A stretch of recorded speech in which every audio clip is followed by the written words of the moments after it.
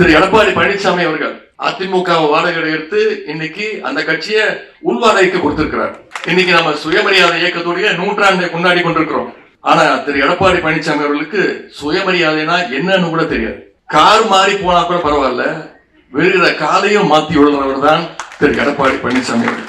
இங்க பக்கத்தில் இருக்கக்கூடிய ஒருவர், கிண்டியில இருக்கக்கூடியவர், தமிழ்நாட்டுடைய ஆளுநர் ரவின்னு ஒருத்தர் இருக்கின்றார். நம்முடைய நண்பர் தான் அவர். தமிழ்நாடு போராடும், தமிழ்நாடு வெல்லும் அப்படின்னு தமிழ்நாட்டுக்கு எங்க போனாலும் இதே குரலாக இருக்கிறது.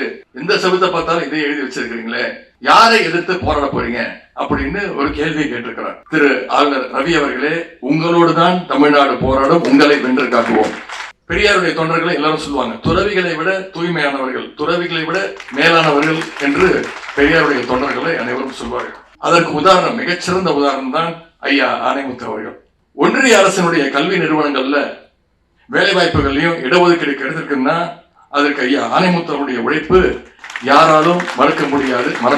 மிக மிக முக்கியமானது யூனிவர்சல் அக்செப்டபிலிட்டி அப்படின்னு சொல்லுவாங்க. அதாவது எல்லோருக்கும் பொருத்தமா இருப்பதால்தான் இன்றைக்கும் தந்தை பெரியாருடைய கருத்துக்கள் ஆக்ஸ்போர்ட் பல்கலைக்கழகம் வரைக்கும் போய் சேர்ந்திருக்கிறது.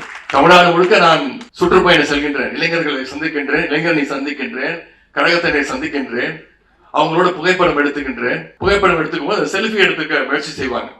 அப்ப நான் அவங்ககிட்ட சொல்லுவேன், தம்பிங்களா, நமக்கு செல்ஃபி முக்கியம் கிடையாது, செல்ஃபியோட முக்கியம் செல்ஃப் ரெஸ்பெக்ட் அப்படின்னு சொல்லுவேன். அதுதான் தந்தை பெரியார், பேரறிஞர் அண்ணா, கலைஞர் நமக்கு கற்றுக் கொடுத்த பாடம்.